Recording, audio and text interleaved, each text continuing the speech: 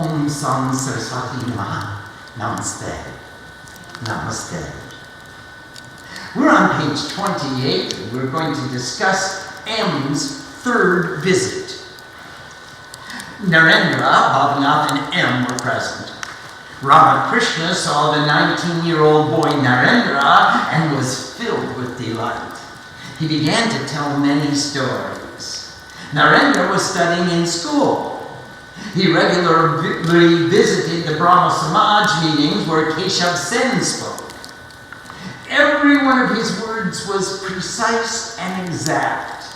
His eyes were filled with light, and he had the look of a devotee of God.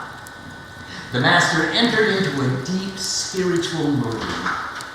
Master: Narendra, what do you say? We worldly people talk often disparagingly about spiritual devotees. Look, when an elephant walks, various other animals make so many noises at it, but the elephant doesn't even look back. If people speak ill of you, what do you think? Is it of any value? Narendra, I would think that the dogs are barking. Ramakrishna began to laugh. Master, no, my beloved, it's not quite like that. Everyone began to laugh. God is within every atom, and he mixes very well with good people. But when you're in the company of bad people, then you need to discriminate. In the tiger there is also God, but even knowing that God is within the animal, still you don't want to hug the tiger. No, all began to laugh. If you know that God is within the tiger, then why would you run away? God is also within those who say, run away! Flee to a distance! Why won't you listen to their words? Listen to a story. There was a sadhu who lived in the forest. He had many disciples. One day he gave instructions to his disciples. God is within every object of creation. If you understand this, then you must bow down to everyone. One day a disciple went into the forest to gather wood for the sacred fire. Suddenly there was a great noise and a rustling in the forest. There was a cry from the forest, everyone flee! Flee! There's a mad elephant running loose. Everyone ran away. The disciple did not run. He remembered that God is also in the elephant. He asked himself, why should I flee? Thinking thus, he stood still. He bowed and began to sing hymns to the elephant. At this time, the caretaker of the elephant was running and screaming, flee! Flee! Get out of the way! The disciple didn't move at all. Ultimately, the elephant grabbed him with his trunk, picked him up, threw him to the side of the road. The disciple lay unconscious and seriously injured. Hearing the news of the injured disciple, the guru came with all the disciples to the location of that injured disciple and carried him back to the ashram. They began to treat his injuries with medicines. After some time, he regained consciousness. And then someone asked him, when you heard that the elephant was coming, why did you run?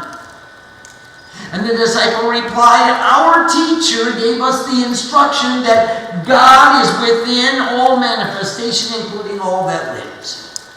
That's why when I saw the elephant coming, I didn't want to run. And then the guru said, true. The elephant was coming in the form of God, but the caretaker of the elephant, who is also in the form of God, calling to you to move out of the way. If everyone is God, then why didn't you believe in the words of the man who told you to get out of the way? The caretaker was the form of God that asked you to move out of the path of the elephant. And everyone began to laugh. God is in your every breath. Water is a form of God. Some water is appropriate to offer to God, Some water is appropriate for you to bathe in. Some is appropriate for you to wash your utensils and clothes, but the water that you use to wash your dishes and your clothes is not appropriate to drink. In the same way, God resides in every heart, sadhus, devotees, and those who are unholy. With the unholy and the unrighteous, you have to discriminate as to what kind of behavior is appropriate. You should keep to a distance from them. You may talk with some, but with others you should stay away entirely. In this way, you must discriminate as to how you will behave with different people. A devotee. Is it appropriate to remain inactive when you see someone committing an evil act? Master. When you are in the company of evil people, occasionally it is appropriate to show some tamas or darkness to protect yourself. But you don't have to return violence for their violence. Listen to a story. Once there was a field where a cowherd raised his cows. In that field there was a dangerous snake. Everyone who came there was terrified of the snake, and they all took great care to cross that field without disturbing the snake. One day, a brahmachari was walking across the field. The cowherd boys ran to where the brahmachari was walking into the field and told him, "Don't enter this field. A very terrible snake lives here." The brahmachari said, "That's all right. Don't worry about me. I have no fear of snakes. I know mantras to protect me." So saying, the brahmachari proceeded on his way. The boys were terrified, and none of them walked with him into the field. Meanwhile, the snake began to hiss and foam and came slithering towards the brahmachari. As he was approaching the snake, the brahmachari began to recite a mantra, and the snake stopped and lay down at the feet of the brahmachari and asked, "Why are you terrifying all these people with your evil intent? I will give you a mantra. By repeating this mantra, you will become a devotee of God. You will attain God realization and eliminate your violent behavior." In this way, the brahmachari initiated the snake into spiritual life. When the snake received the mantra, he lay down at the feet of the guru and asked him, "Respected sir, in what way shall I perform sadhana?" The teacher replied, "Repeat the mantra and do not harm anyone." As the brahmachari was about to leave, he said to the snake, "I will come again." Several days passed. The cowherd boys saw that the snake wasn't coming to hurt them anymore. Then they became courageous and began to throw stones and sticks at him. The snake didn't respond or protect himself. One day, one of the cowherd boys came near the snake and grabbed it by the tail and threw it far away. Blood came out of his mouth and he became unconscious. The snake didn't move at all, and the cowherd boys thought that it had died. Thinking thus, they all went home. Late that night, the snake revived. With difficulty, he slowly moved towards his hole and went inside. He didn't have the energy to move his body. After many days of not eating, he shriveled up and became very thin. Then, late one night, he came outside looking for something to eat. He didn't come out in the daytime because he was very afraid. He continued to repeat the mantra and gave up doing harm to others. He lived on leaves or whatever fruit fell from the trees. 1 year passed. and the brahmachari returned. He walked into the field and began searching for the snake. The cowherd boy said, "That snake died a long time ago." The brahmachari didn't believe them. He knew that as long as the snake repeated the mantra, he could not leave his body until he had attained the fruit of the mantra. The brahmachari searched everywhere for the snake and even began to call him loudly by name. "Hey, Mr. Snake!" When the snake heard the sound of his teacher's voice calling, he crawled out from his hole. With great devotion, he lay down at the feet of the guru. The brahmachari asked him, "How are you?" The snake said, "I'm fine." The teacher asked, "How did you get so thin?" And the snake replied, "Revered sir, you told me not to cause injury to anyone, and that's why I've been eating leaves and fruit. And that's how I lost so much weight." The snake was filled with truthfulness. He had no anger or malice towards anyone. He even forgot that the cowherd boys had beaten him and almost took his life. The brahmachari replied, "Could you have gotten into this condition just from not eating? I'm sure there is some other reason." And the snake began to remember and said, "Oh, one time the cowherd boys did cause me injury. Respected sir, now I remember. One day those cowherd boys ferociously beat me. They are ignorant and didn't know that I had changed my behavior. How could they know that I wouldn't bite anymore? They didn't know that I had renounced all violence." The teacher replied, "Are you that stupid? You couldn't even protect your own self? I told you not to bite anyone, but I didn't tell you not to hiss at them. If you would have hissed at them and instilled fear in them, then they would have left you alone. You must hiss at evil people so that they don't try to injure you, but never injure them or inject your venom into anyone."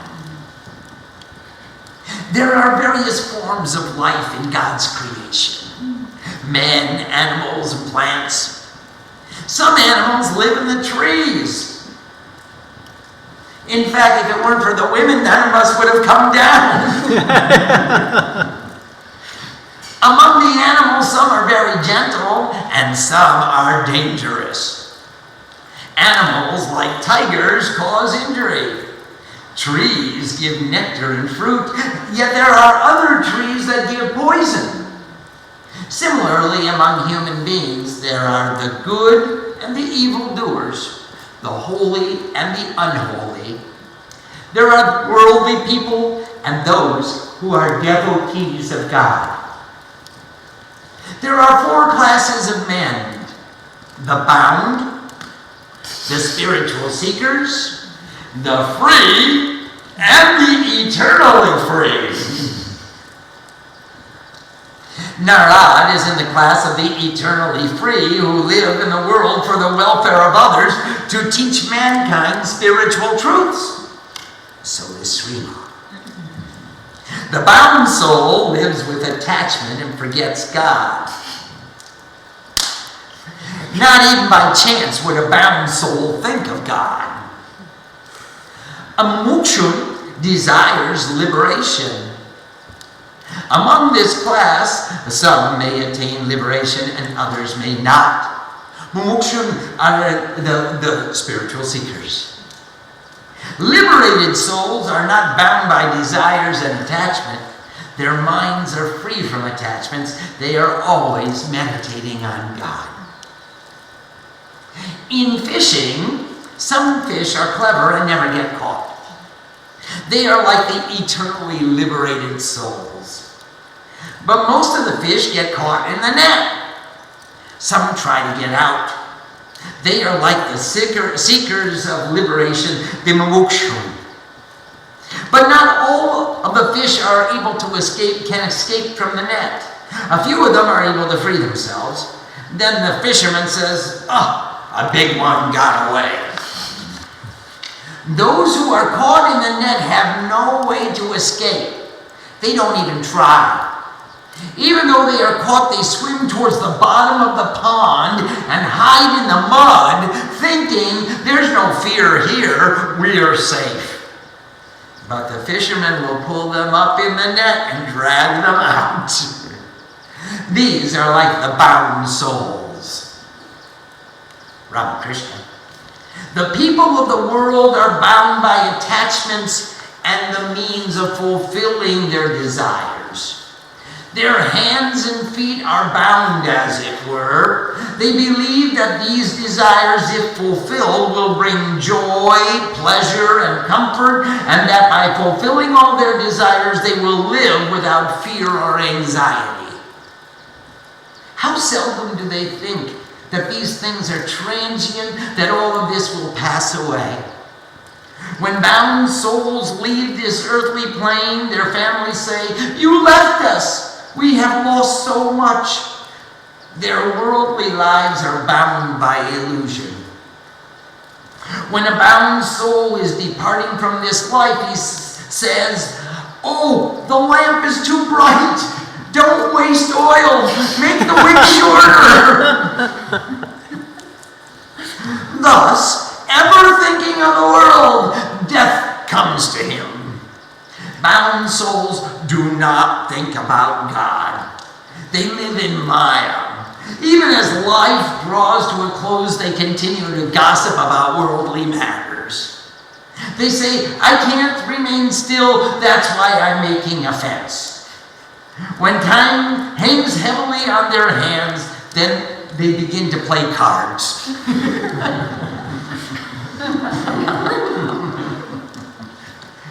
And next comes a discussion of the means of attaining faith. As the Master was speaking, one devotee thought to himself, "Then we who are in the world have no means to escape from the world." Master: "Certainly there is a means to escape from this world. When you have the opportunity, seek out holy men and women. And from time to time, sit in a quiet place and contemplate God.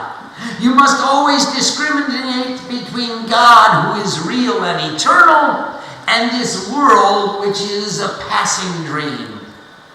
You must pray to God, 'Give me faith and devotion.' Once you have faith, you have all. There is nothing greater than faith." Master, together. It is written in the Puranas that Ram, who was actually the incarnation of Narayan Vishnu, in order to get to Lanka, had to construct an immense bridge. But Hanuman, who was a true devotee, always singing the name of Ram, by his faith in Ram alone, just sang the holy name and jumped across the ocean in one leap. He had no need for a bridge. Everyone began to laugh. Bibhishan was the brother of Ravan and a great devotee of Ram. One time he wrote the name of Ram on a leaf, and he took that leaf with Ram's name written on it and tied it in the corner of the cloth of one of his friends. He said, with this you will be able to fly across the ocean." He told his friend, "Be fearless, have faith, and cross the ocean. But watch out. Don't fall into doubt. If you begin to doubt and your faith wavers, you will sink under the waves." The man took his leave and at once began to fly across the ocean. But as he was flying, he began to think, "What did Bibhishan put in my cloth that I'm able to fly so easily across the ocean?" He had a great desire to know what was there, so he carefully untied the knot and he found only a leaf with the name of Ram written on it. And he thought, what is this? It's only the name of Ram.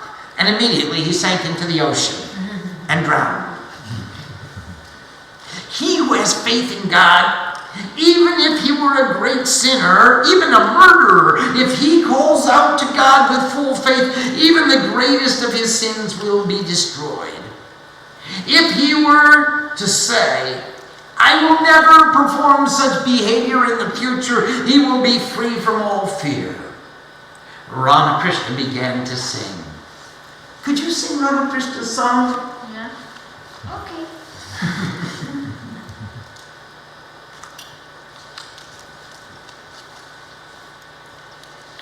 Ami Durga, Durga, Durga Muni, Manjuli Muni. Ami Durga, Durga, Durga Muni, Manjuli Muni. Akhi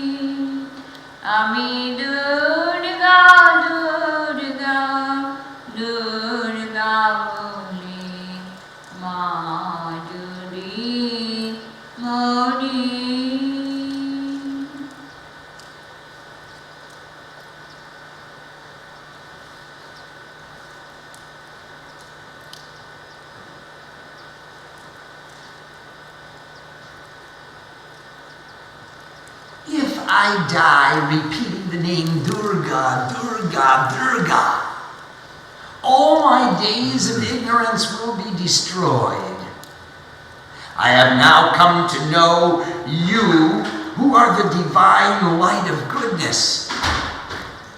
You destroy even such great sins as slaying a Brahmin or drinking wine. All these sins will be destroyed and I will come to the feet of God if only I can pass away repeating Durga, Durga, Durga.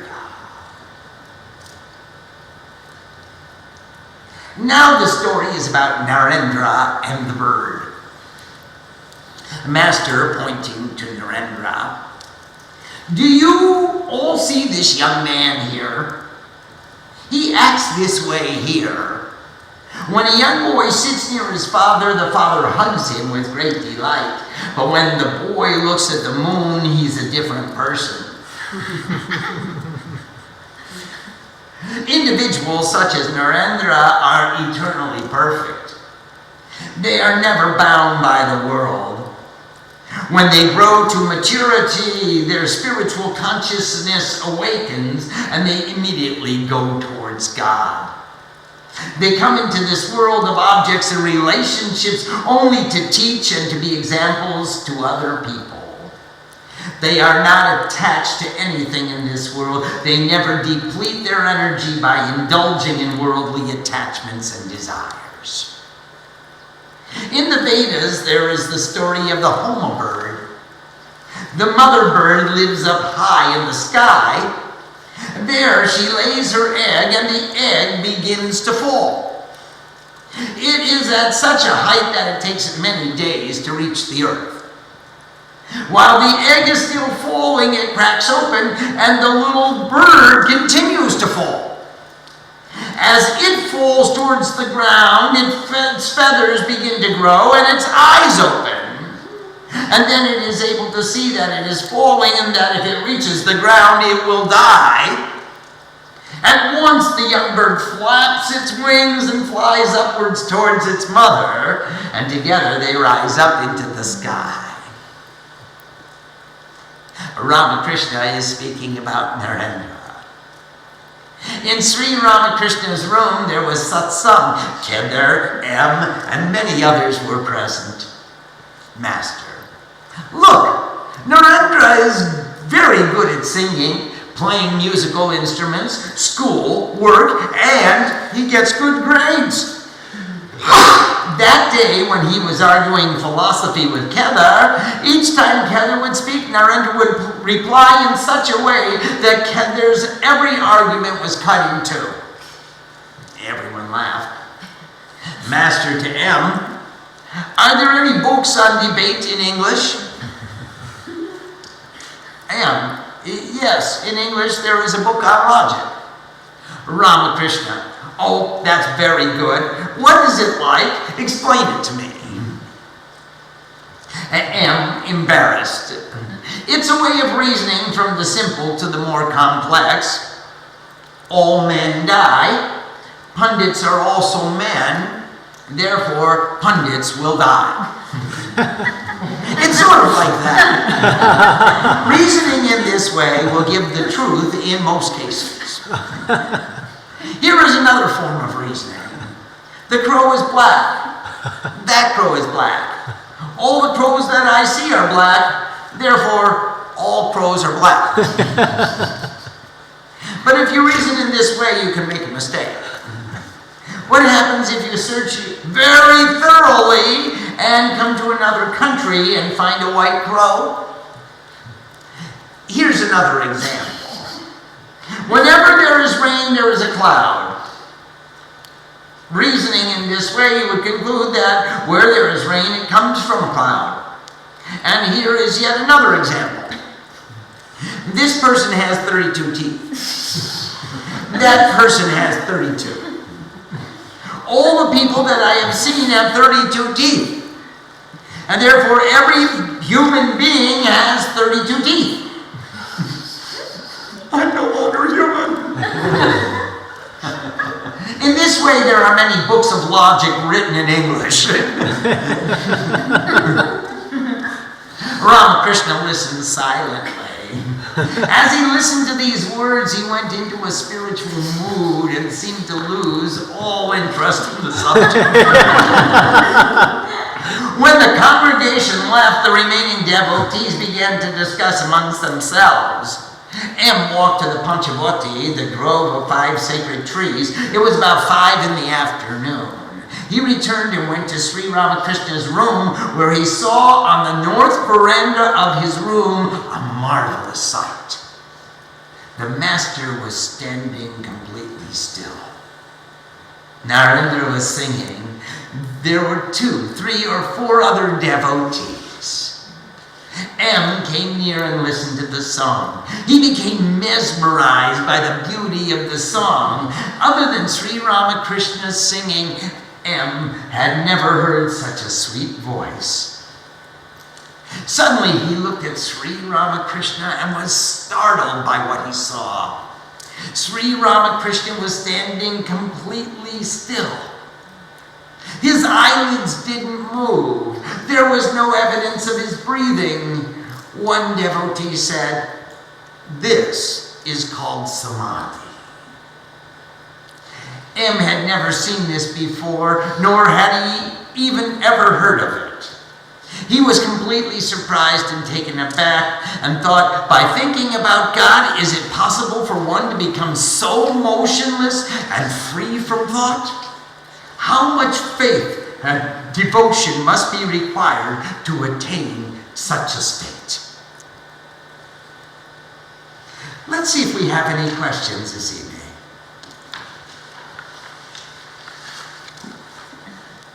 Swamiji, here's a question from Vasanta from New York. Namaste, Vasant.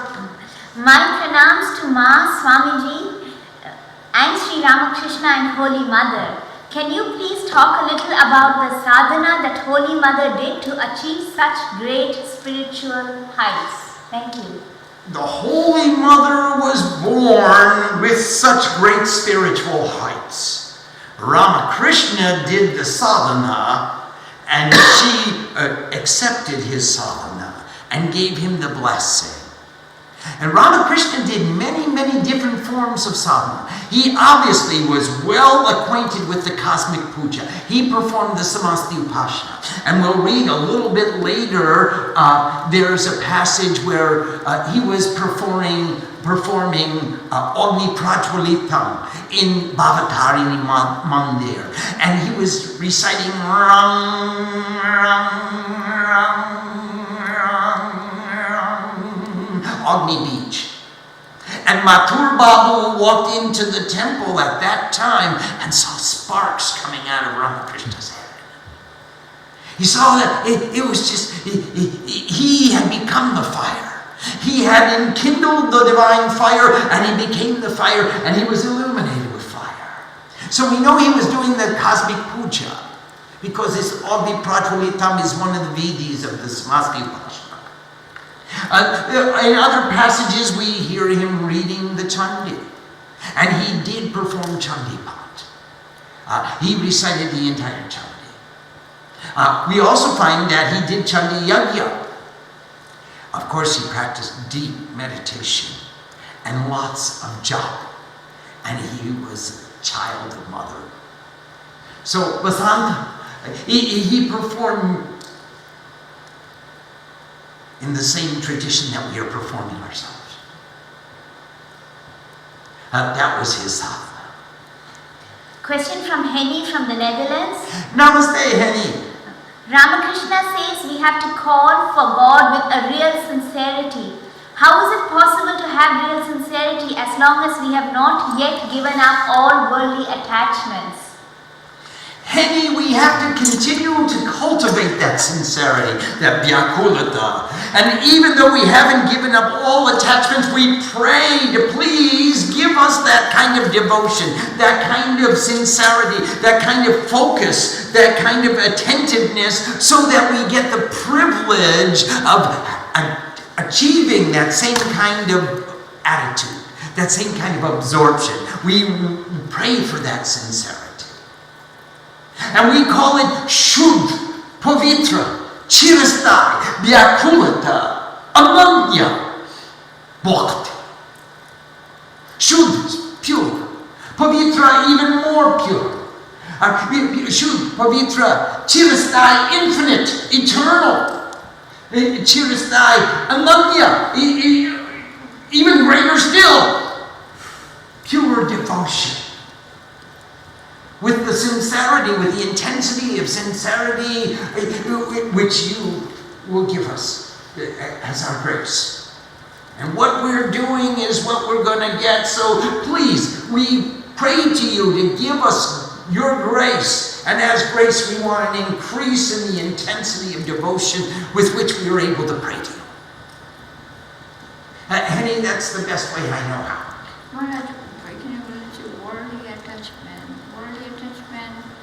আমরা পাচ্ছি আমাদের ভিতর থেকে ভালোবাসা থেকে বড় attachment হচ্ছি আমরা। We are giving our love to the objects of the world. হ্যাঁ। And this is called worldly attachment. Or same way আমরা ঈশ্বরের দিকে ওইভাবে In the same way, we will give that same pure love to God. Just as we are attached to the objects of the world, in the same way attach ourselves to the divinity of God. How beautiful if we can walk with both feet. Question from Morning Song from Santa Rosa. Namaste, Morning Sun. Namaste, my Swamiji. In my work as a counselor, I assist people and I try to help my clients to recover in their lives. Is my desire for their recovery a form of attachment? And how can I discriminate whether I'm truly doing this as a service to the greatest expression of my clients' lives? Morning Song, certainly it's an attachment. But now we have to discriminate between pure attachment and impure attachment. My attachment to wisdom, my attachment to my guru, my attachment to God is a very pure attachment that's going to take me to a better place. Your wish for the best for your clients, so that you can add value to their lives and improve their situations, is a very pure attachment. So in this way we'll discriminate. Is this for me or is this for thee? And with that criteria, Morning Song, we can adjudicate every action we perform. Question from Wendy from New Jersey. Namaste, Shrima and Swamiji. Namaste, Wendy Ma. On page 32 in the story about the snake, Sri Ramakrishna says the snake could not leave his body until he attained the fruit of the mantra. Can you please explain what this means? How one attains the fruit of the mantra? Must it be a mantra received from the Guru? When we receive a mantra from the Guru with the purity with which the Guru conveys it, and if we really make ourselves into a disciple, which is the reflected image of the Guru, then the Guru's grace will make us to realize the fruit of that mantra. And the fruit of the mantra is mantrayate, iti mantra, that which takes away the mind. So if he wasn't going to, the snake was not going to leave his body until he left his mind. And in order to leave his mind, he would unite with the Parabrahma.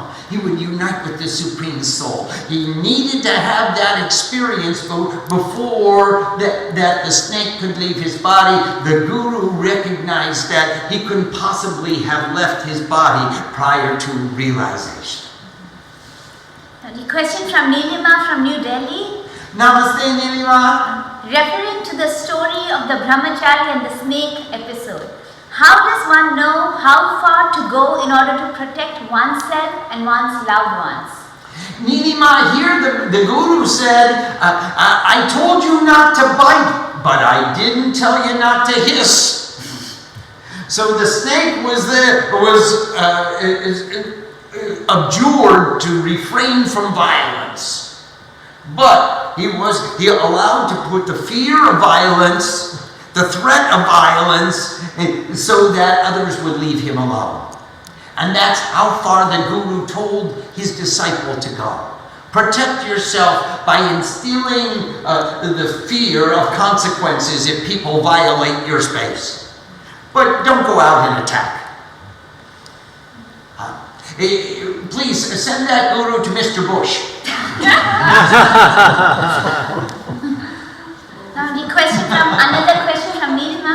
Is it possible for a bound soul to transcend to becoming a true seeker in one lifetime? Absolutely! In one moment! Extraordinary! Certainly, Nilima. All you have to do is change your thinking from thinking I am bound to thinking how privileged I am to have a Guru like Srima enter into my life. Once we have that understanding, once we have that feeling, we really, vyakulata, with sincerity, with intensity, we believe it, we feel it, suddenly all the bonds are dissolved. Instantly. It happens in a moment. Ekshaname. Swamiji, question from Kumari from Vallejo. Namaste, Kumari Ma. Pranam Ma and Swamiji. On page 35, Sri Ramakrishna says, one must discriminate between the real and eternal and the world, which is a passing dream. He also says one must pray for faith, since there's nothing greater than faith. Then why should one discriminate? Why not just pray for faith? Well, a part of the prayer for faith is the prayer for or the practice of discrimination. Because we have to understand, develop a criteria by which we will place our faith. We can't place our faith randomly. We can't place our faith haltingly. We have to discriminate and adjudicate, is this an object, is this a recipient worthy of my placing my faith? And then once we have said, yes, you are the Guru, then it's done.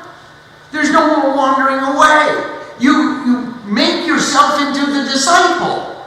There's no saying, oh gee, well maybe you're not the Guru. There's no saying, once we have the discrimination, once we have the criteria by which we can discriminate, we say, hey, now I know how to place my faith in a logical, concise, loving intensity of reality. This is my reality. You are the example I wish to follow. Now, show me how to follow your example. So, if we don't have discrimination, we can't have faith. Once we have the discrimination and we've made the decision, then we have the faith. It's automatic, Kumari. Another question from Kumari. It's often said, like in the song, that if one repeats the name of God at death, one will be liberated. If that is enough, why should one spend a lifetime of spiritual struggle, possibly even renouncing the world and becoming a wandering sadhu? You're absolutely right, Kumari. And I'm giving you my spiritual credit card. And you can charge as much as the limit will allow. Kumari, in order to remember at the time of death, you must have spent a lifetime practicing remembering. And then you can hope that at the time of death you can remember that time too. And that's why we request you, all of you, please, as much as you can, remember your mantra. Attach a mantra to every function you perform on a regular basis. Make your life a flow of mantras. Every activity that you perform, every time you open the door, every time you close the door, every time you take something to eat, every time you wash a dish, everything that you do regularly, attach a mantra so that you have the habit and you cultivate the habit of living life with mantra. And then we can hope at the time of death we'll say, Durga, Durga, Durga, and leave. Question from Henny from the Netherlands. Yes, Henny, Ma. Ramakrishna tells us to put a fence around our tree of devotion. As immature devotees, the fences we build are weak, and I have found goats and cows come and eat the leaves on my tree, and they are nibbling. So how do I develop the patience and strength to rebuild the fence and make it stronger? How do I protect my devotion without becoming dogmatic or rigid or unforgiving towards myself or others? Henima, the song says, grab onto the feet of the Guru and don't let go. If you're not a good builder, I know a very good builder. And let her come and build your fence for you. The best way is to maintain the relationship of satsang and let all the builders in the guild of the satsang come and help each other build our fence. Question from Nirmala from San Jose. Yes, Nirmala. Namaste, Ma and Swamiji. Can you please help me understand why Sri Ramakrishna got married when he knew he wanted to do tapasya? Thank you.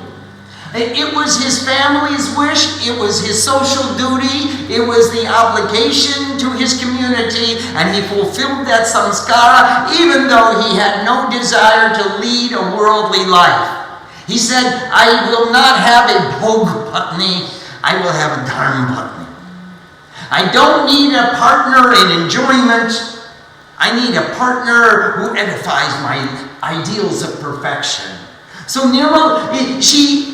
Ramakrishna married just as Shiva married Parvati. Shiva, remember Kamdev, the god of love, came and shot the arrow at Shiva. Shiva got mad and opened up his third eye and burned Kamdev to ashes. And the god said, oh my God, we're doomed. Now Shiva will never get married. He just destroyed the god of love. And Shiva said, Mary, what are you talking about? And all the gods came to Shiva and said, Shiva, we need the son of Shiva in order to destroy Tarakasura. And the only way we can have the son of Shiva if Shiva has a wife. So we need you to marry Parvati so that you can give us Skanda or Kartikeya, and you can give us the son who will lead the armies, Devasena. He'll be the leader of the armies, and then he'll be able to defeat Tarakasura. And Shiva said, why didn't you tell me? You shot an arrow of passion at me. You thought I would become infected by passion?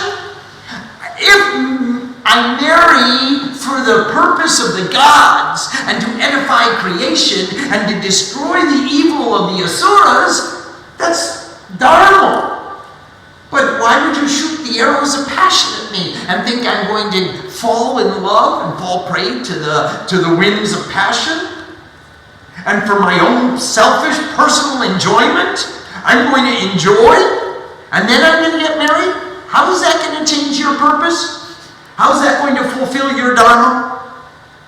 I want a dharma patni, a partner in dharma. I do not need a bhog patni, a partner for enjoyment.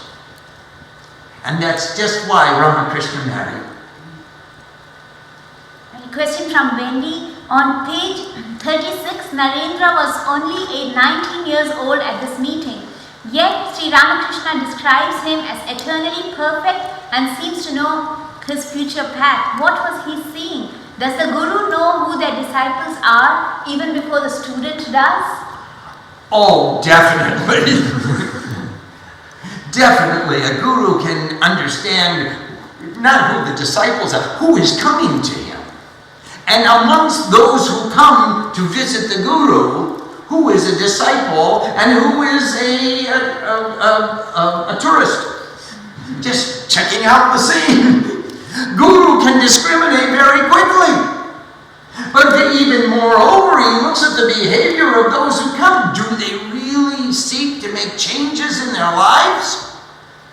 Do they really seek to implement the teachings of the Guru into their own lives, to inculcate the attitudes of the Guru? Or are they merely seeking ratification of the life that they've chosen to live themselves?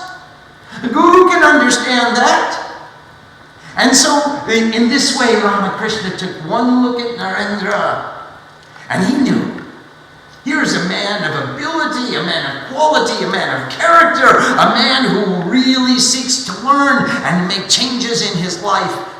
And the Guru fell in love. Much before the disciple fell in love.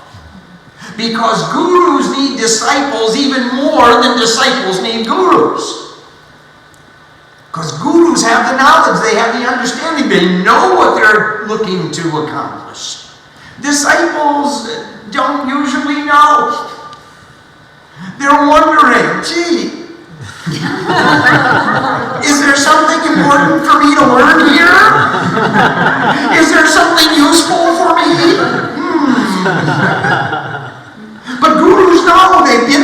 they've done it. They're looking for the right recipients of that bhav, of that attitude, of that energy, of that wisdom, of that way of life. So the gurus are even more hungry for the disciple than the disciples are hungry for the guru. And a question from Kumari. What is meant by Nitya Siddhas, those born eternally perfect? How do they get that way? Do others have a chance at it? Yeah! Yes, we do. We all have a chance at it, Kumari Ma. And the reason they know is because they attained it before, and once they've attained it, they come with it. Wherever they go, they carry it with them. So they're Nitya Siddha. Look at Srima, she goes down to downtown San Francisco and everybody bows down. She walks through the Kali Yuga and people recognize Nitya Siddha. Not only in the Devi Mandir do we acknowledge her. Sometimes we go to San Francisco and people come around and everybody is so respectful and nobody knows why. We take her to a store and people just come up and bow down to her. They recognize Nitya Siddha. She is eternally attained. Om Sam Saraswati Namaha. Namaste.